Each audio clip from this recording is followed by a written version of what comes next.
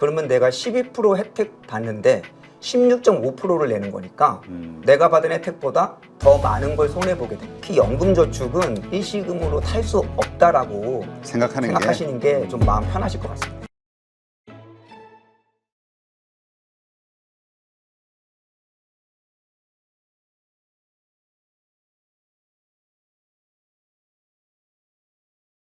네, 요즘 연금 제도에 대해서 많은 분들이 다시 관심을 갖기 시작하고 있는데요.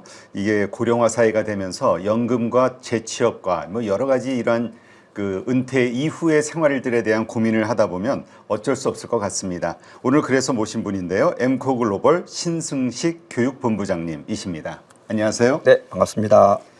자, 일단 이 국민연금, 개인연금, 퇴직연금, 아유 여러 가지예요. 세법상 이 뭔가 혜택을 받는 연금소득으로 인정되는 범위 이거 가지고 상당히 많은 분들이 헷갈리거든요. 좀 정리 좀 한번 해주시죠. 네, 일단은 이제 세법상 우리나라가 소득세법에 연금소득이라고 규정하는 거는 세 가지밖에 없습니다. 크게 공적연금, 국민연금, 공무원연금 이런 나라가 주는 연금, 그 다음에 연금저축계좌, 퇴직연금 계좌 요 두 개를 합해서 보통 사적연금이라고 부르시죠. 요 세 가지만이 연금소득입니다. 아, 세 가지만? 네. 예를 들어 만약에 상품 이름에 연금자가 들어가는데 이 세 가지에 해당이 안 되면 그건 연금소득으로 분류가 안 됩니다. 그렇게 뭐 보험사라든가 은행 뭐 이런저런 상품들 보면은 간혹 그런 게 있잖아요. 맞습니다. 특히 보험사에서 판매하는 것들이 약간 혼란을 일으키는 건데요. 연금저축보험이라고 연금저축이라는 단어가 들어가면 그건 연금저축계좌고요. 연금저축이란 단어가 안 들어가고 그냥 연금보험. 그러니까 더 쉽게 설명드리면 납입을 했는데 연말정산할 때 세제 혜택을 못 받는 보험 상품도 있거든요. 걔는 수령할 때 연금소득으로 분류가 되지 않습니다. 네, 그렇군요. 제가 예전에 이 방송을 하면서 들었을 때는 지금 말씀하신 요 세 가지 요럴 때 보면은 가입하고 이렇게 하면은 그 소득공제가 있었잖아요. 맞습니다. 근데 요새는 좀 바뀌었다고요? 네, 원래는 모두 소득공제였는데 2013년에 세제 개편이 되면서 공적연금, 공무원연금, 국민연금 같은 건 여전히 소득공제가 되고요. 사적연금은 단어가 조금 바뀌었죠. 세액공제가 됩니다. 소득공제가 아니라 세액공제가 되죠. 그러면 뭐 어떤 차이가 있습니까?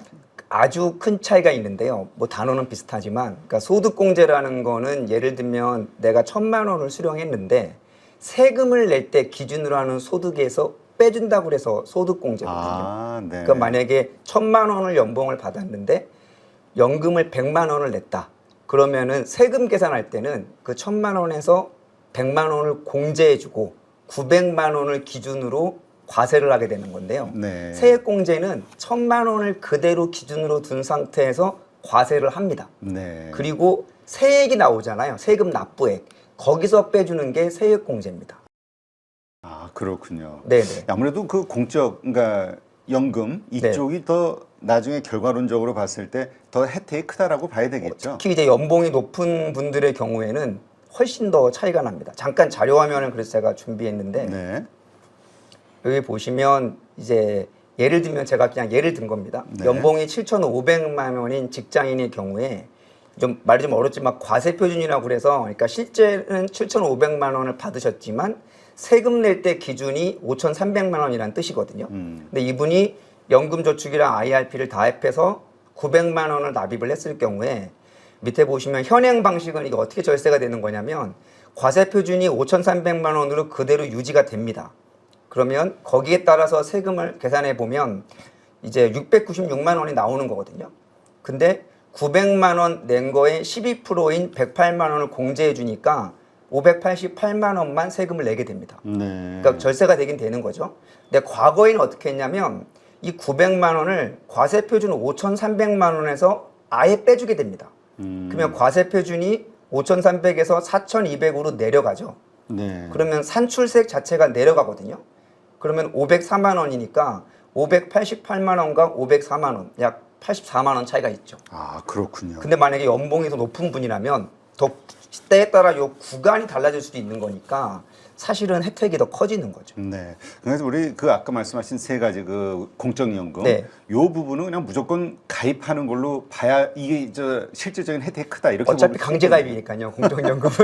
아니 근데 그 보니까 일부러 그 국민연금 뭐 저 적금이라고 하든가 네. 일부러 돈을 더 많이 내는 분도 있다고 네, 네. 그런 얘기가 있어요. 그 제 마음대로 더 넣을 수도 있습니까? 그게 이제 임의가입이라고 네. 원래 우리나라에는 세금을 그러니까 소득이 없는 분은 국민연금을 가입 안 해도 되는데 네. 대표적으로 가정주부 같은 경우에 무조건 가입하는 대상이 아닌데 본인이 원할 경우에 그 기준을 본인이 정하게 돼 있습니다. 그래서 네. 임의가입이라고 하시는 분들은 자기가 기준을 설정해서 선택할 수가 있고 특히 이제 자영업이나 이렇게 세금 신고가 약간 직장인에 비해서 정확하지 않은 분들은 본인이 국민연금공단에 가서 본인이 잡힌 것보다 좀 높게 네. 소득을 조정해서 더 추가로 내실 수도 있고요. 그런 제도가 있는데 아무래도 노후화가 진행되다 보니까 과거에는 좀 안 내려고 했었는데 이제 국민연금 실제로 수령하시는 분들이 그래도 받는 게 좋다라는 의견이 있다 보니까 좀 더 많이 해서 내시는 분도 요즘 많이 생겨나고 있습니다. 네. 근데 요즘 뭐 여러 가지 그 재원 문제 때문에 네. 뭐 고갈된다라는 이슈들 떠오르고 하면서 뭔가 이렇게 좀 자꾸 깎인다라는 이미지들이 형성이 돼 있는데 네. 아직도 그래도 괜찮은 겁니까? 그 젊은 분들에게서는 그런 이제 좀 불신과 이런 불만이 팽배한 것이 있는 것 같고요. 네. 저도 일부 동의하는데 그래도 이제 아무래도 국가가 준비하는 연금이 개인으로 준비하는 금융기관보다 안정성에서는 사실 훨씬 높은 게 맞고요.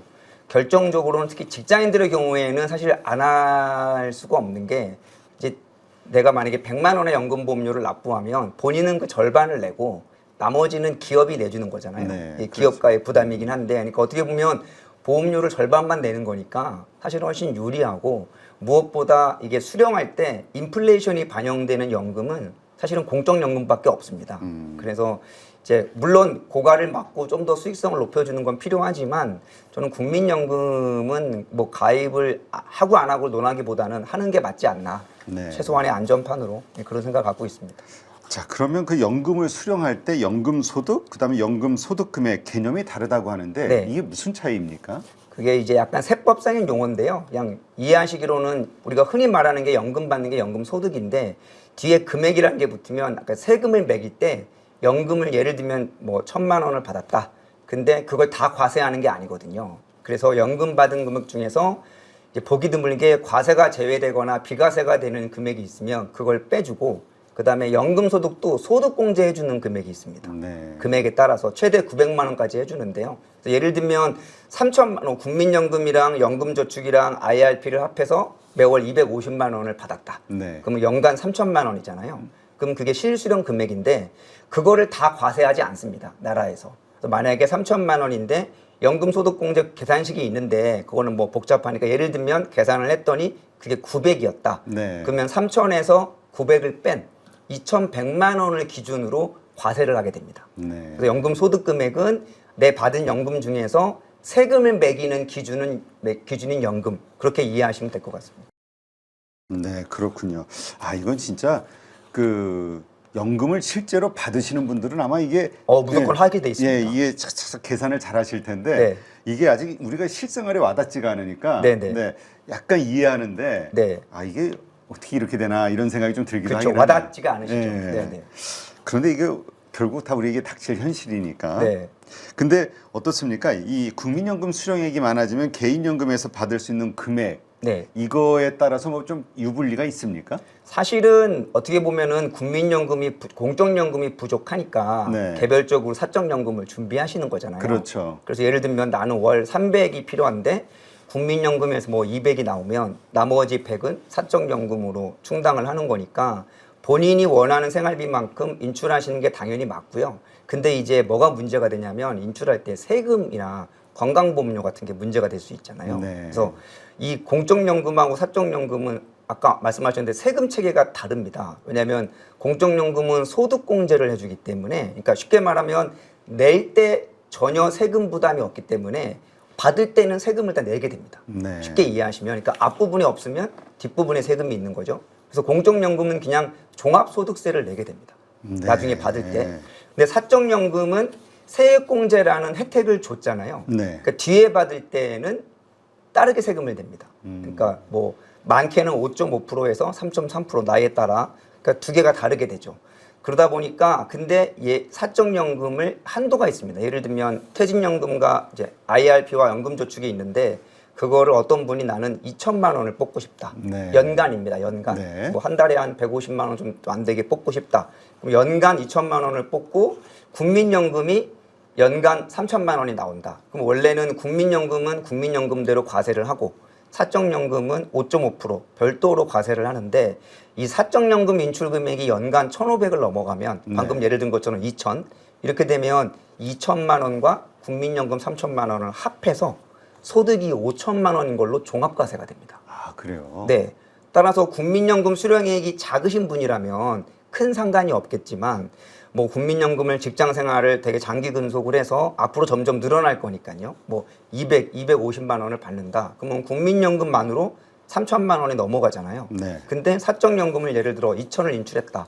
그러면 소득이 5천이 되는 거기 때문에 뭐 혹자 어떤 분들은 세금을 내더라도 연금을 많이 받는 게 좋은 거 아니냐 그 말이 맞을 수는 있는데 그래서 세금을 너무 무시할 수는 없으니까 그렇죠. 이러면 종합소득세이 올라가잖아요. 네. 그래서 그게 염려가 되시는 분들은 머릿속에 하나만 기억하시면 될 게 사적연금 그러니까 퇴직연금과 즉 IRP와 연금저축 계좌에서 인출하는 금액이 연간으로 지금 기준으로는 1,500이 넘지 않으면 됩니다.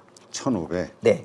그러면 그거는 3.3%, 5.5% 별도로 과세를 하게 됩니다. 네. 종합과세가 되지 않죠. 그렇군요. 그러니까 요거 많이 나오면은 이게 합산이 되지 않도록 네. 1,500만 원, 요 네. 정도만 연간 네, 받을 네. 수 있도록 이렇게 뭔가 설계를 해야 되는 거군요. 그렇죠, 그렇죠. 그러니까 1,500이 넘지 않은 것만 기억하시면 세금적으로는 크게 불리함은 없습니다. 네.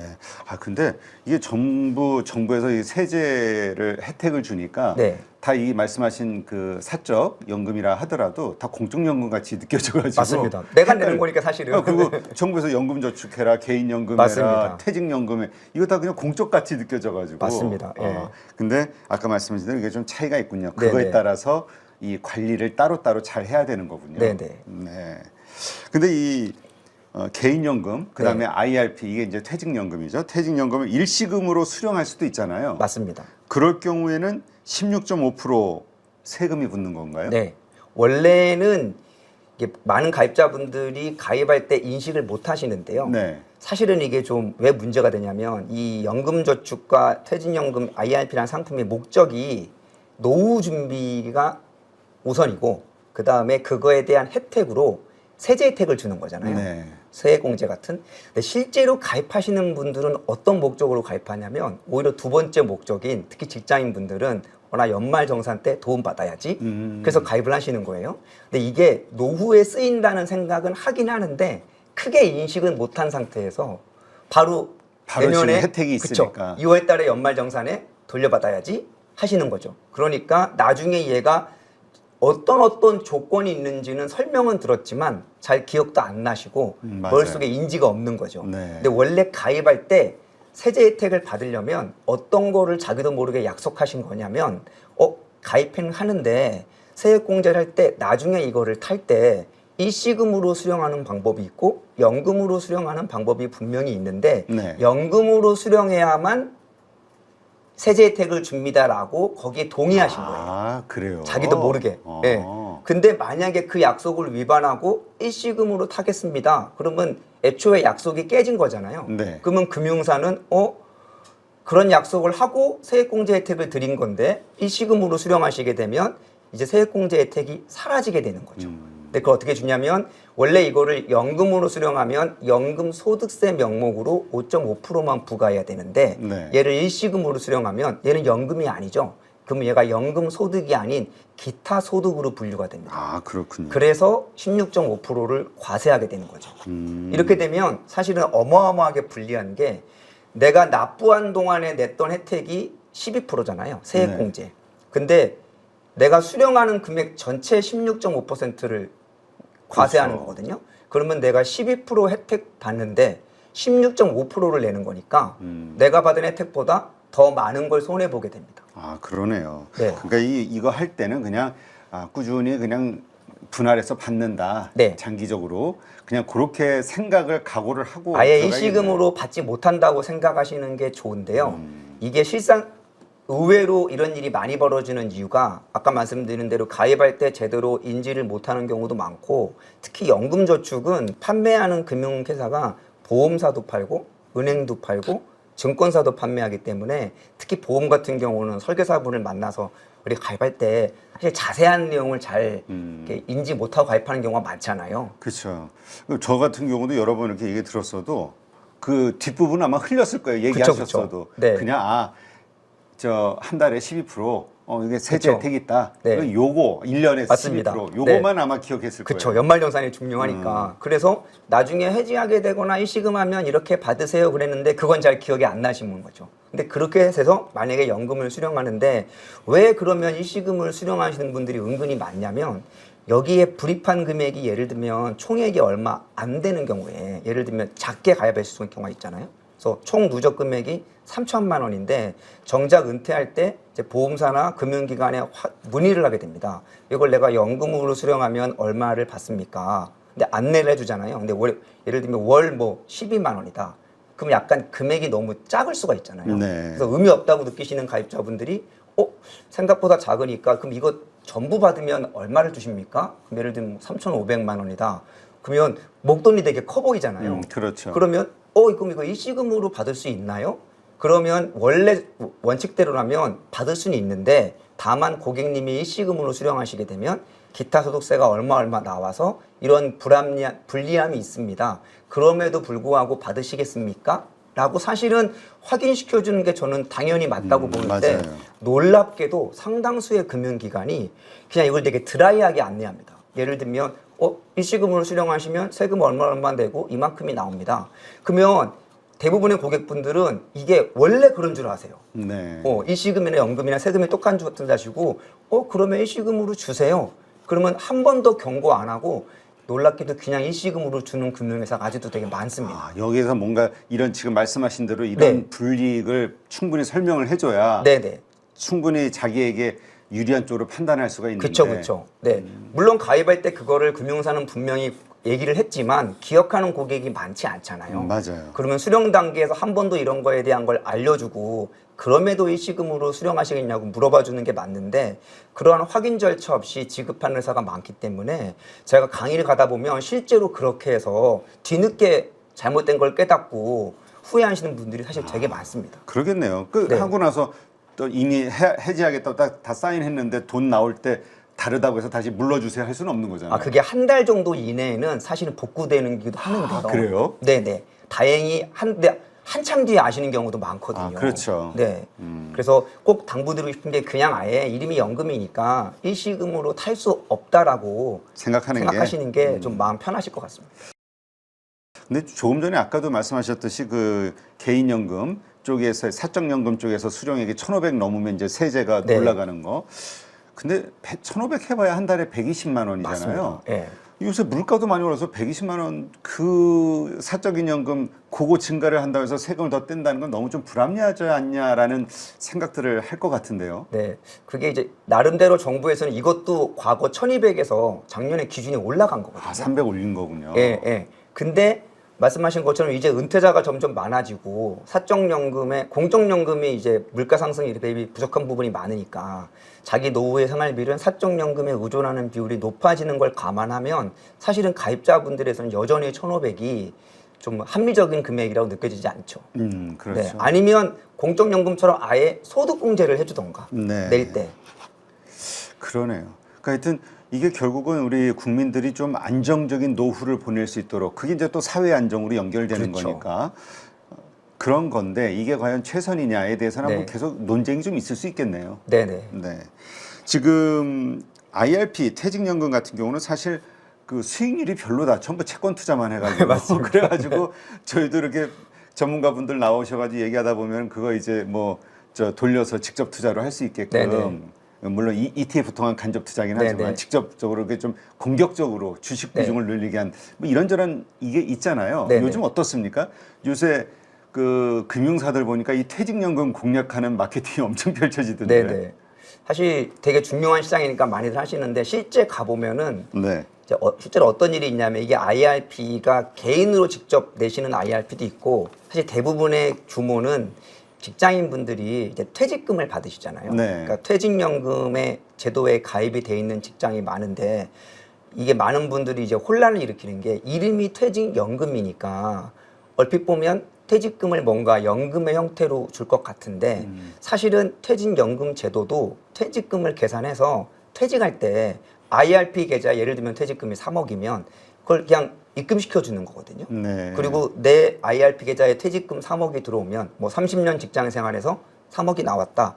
그럼 그거를 몇 년간 어떤 식으로 인출하고 어떻게 운용하는지는 그 다음부터는 다 개개인의 역할입니다. 그러니까 그 누가 해줄 거라고 생각을 하더라고요. 네네. 그럼 그 순간부터 예를 들면 내가 이걸 운용을 해야 되는데 이거를 왜 운용 안 해가지고 실제로 내가 평생 몸바친 직장에서 받은 돈인데 특히 부부간에 합의를 해야 되잖아요. 그렇죠. 이걸 평소에 내가 금융상품을 잘 활용해서 했던 경험이 있는 분들도 이거는 잃어버리면 안 되는 돈이잖아요. 그러니까 선뜻 용기가 안 내는데 더더군다나 펀드나 ETF를 한 번도 안 해보신 분들이 많은 우리나라 50대 남자분들의 경우에 이 돈을 내가 금융상품을 이용해서 적절하게 운용한다? 사실 이건 쉽지가 않습니다. 맞아요. 그러다 보니까 할 수 없이 예금, 그나마 금리 높은 예금에 넣어놓고 운용하시는데 문제는 여기서 이제 꽃감 빼먹듯이 빼먹어야 되니까 사실은 본인도 좋지 않은 거죠. 그렇죠. 예금 해봐야 얼마 안 되니까 그럼요. 이자가. 네네. 그래서 저는 금융기관들이 이 시장을 보고 공략하는 거는 되게 좋게 보는데 저는 좀 더 장기적으로 본다면 이분들의 자금을 금융상품으로 가져오는 게 금융회사도 좋은 거잖아요. 그렇죠. 국부적으로도 좋은 거고 그러면 저는 좀 교육이 좀 먼저 수반돼야 될 것 같아요. 맞아요. 네. 이걸 어떻게 활용해야 될지. 네. 사실 주식 투자도 안 해본 분들이 이런 거 그럼요. 혹은 주식 투자했어도 맨날 깡통 차는 네. 깡통내기보다 손실 보던 분들이 가져와봐야 자신감도 없고 실제로 네. 결과도 그럴 테니까. 네. 그러니까 퇴직연금 운용 사업자들이 원래 주기적으로 교육을 하게 되어 있는데 그게 사실은 뭐 의무화나 법제화되어 있는 게 아니다 보니까 사실은 많이 안 돼 있는 경우가 많고요.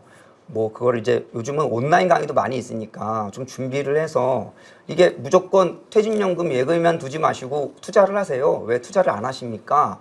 이렇게 하는 거는 저는 솔직적으로 효과가 없다고 봐요. 뭐 네. 하고 싶어도 못해서 못 하시는 거니까. 그렇죠. 네, 어떻게 잘 운영할 수 있는지를 좀 충분히 기간을 가지고 교육을 먼저 해주는 게 더 먼저고 좋은 마케팅이 아닐까. 그리고 좀 기업가분들도 우리 퇴직연금에 여기에 머무르지 말고 진짜로 활용할 수 있게 운영사에서 먼저 안 오시면 좀 요청을 해서 제가 보기로는 운영사업자들은 교육할 때 따로 교육비가 없는 걸로 알고 있거든요. 네. 원래 해주게 돼 있으니까 주기적으로 좀 불러서 자기의 직장인 그 근로자분들이 제대로 좀 할 수 있도록 교육의 장을 좀 만들어주는 거에도 신경을 좀 써주시는 게 좋지 않을까 생각합니다. 알겠습니다. 자, 은퇴를 앞둔 분들 뭐 요새 50대에서도 은퇴하시는 분들이 상당히 많더라고요. 원치 않지만 뭐. 네. 근데 어떻습니까? 이런 분들께 실질적으로 도움이 될 수 있는 조언을 해주신다고 하면. 네, 그게 가장 먼저 이제 인출, 그러니까 뭐 출구 전략이라고도 부르는데 캐시플로우에 대해서 생각을 먼저 하시는 게 중요할 것 같아요. 제가 이런 말씀 많이 드리면은 그게 뭐 어렵냐 하지만 이제 우리나라 대부분의 분들은 재테크라는 걸 접할 때 기본적으로 돈을, 그러니까 목돈 시드머니라고 그러죠. 그거를 모아서 어떻게 잘 불리느냐, 부동산이든 주식이든 ETF든 거기에만 온 신경이 집중돼 있는데 그거는 자산을 형성하는 젊은 나이 때인 거고요. 네. 예를 들면 50이건 60이건 은퇴라는 거는 소득이 없어지거나 아니면 준다는 걸 말하거든요. 그렇죠. 그거 가지고 이제 계속 내 써야 그렇죠, 되니까. 그렇죠. 그러면 목돈에서 그러니까 어떻게 보면 인간의 삶이 반대인 게 열심히 목돈을 모아왔는데 이제는 어느 순간에는 그 목돈에서 다시 꽃감 빼먹듯이 빼먹어야 되는 거예요. 그러면 누구나 정해진 목돈에서 돈을 빼면 이 돈이 줄어들잖아요. 근데 우리의 희망은 이 줄어드는 게 멈추거나 아니면 유지되거나 네. 심지어는 약간씩 늘어나면서 돈을 뺏는 게 좋은 거죠. 심지어는 그러려면 내 운용 자산이 만약에 목돈이 3억이 있는데 얘를 전체적으로는 몇 퍼센트의 수익으로 이 눈덩이를 불리면서 나는 매년 몇 퍼센트를 인출하겠다. 네. 예를 들면 5%로 굴러가고 내가 4%씩을 인출하면 약간의 차익은 남는 거잖아요. 그렇죠. 이런 전체적인 인출에 대한 개념을 먼저 머릿속에 가지시는 게 중요합니다. 그걸 계획을 세우고 그러면 그 계획이 세우면 아 그럼 5%로 운영하려면 내가 이 상품 안에 펀드나 주식이나 ETF를 어떤 걸 담아야 되고 예를 들면 4%를 인출하려면 쉽게 말하면 내 계좌에 있는 돈 중에서 실제로 4%에 해당하는 금액은 현금화 시켜야 되는 거잖아요. 그렇죠. 빼야 되니까. 그런 거를 실천을 하는 거죠. 그러면 네. 내가 아무리 주식이 좋고 장이 좋아도 이 중에 매도를 해서 4% 정도는 현금으로 만들어 놓고 그걸 내가 매년 인출하는 이런 계획을 세우시고 나서 실천해야 되는데 이런 개념 자체가 없다 보니까 그저 그냥 막연히 잘해야 되지 하는데 네네. 요 생각만 있지. 네네. 그래서 인출에 대한 것도 계획이 필요하다. 네. 그리고 그걸 도와주는 상품도 현재 뭐 타겟 인컴 펀드라든지 이런 것들이 점점 많이 출시가 되고 앞으로 더 많이 나올 겁니다. 네. 그래서 이게 스스로 하기가 어려우시면 얘를 시스템으로 도와주는 펀드나 간접 상품도 앞으로 많이 출시가 되니까 그런 걸 도움 받으시는 것도 좋을 것 같고 아니면 AI가 이런 트레이닝 해주는 것도 있거든요. 아, 그래요? 예를 들면 방금 말한 것처럼 나는 뭐 몇 퍼센트로 운영을 하고 몇 퍼센트를 현금화 시켜서 뽑고 싶어 이런 거를 좀 이렇게 매뉴얼화해서 그거를 알아서 도와주는 시스템이나 AI 트레이딩도 점점 개발되고 있으니까 그런 거에 도움 받으시는 것도 하나의 좋은 전략일 것 같습니다. 네, 알겠습니다. 많은 분들이 아마 지금 저 계산기 좀 두들기실 것 같아요. 이거 보시면서. 네. 근데 어떤 분은 또 이 얘기 하더라고요. 가장 그 조심해야 될 하나만 잘 조심하면 된다고. 네. 자녀. 네, 맞습니다. 자녀가 다 가져간다고. 네, 네. 네, 알겠습니다.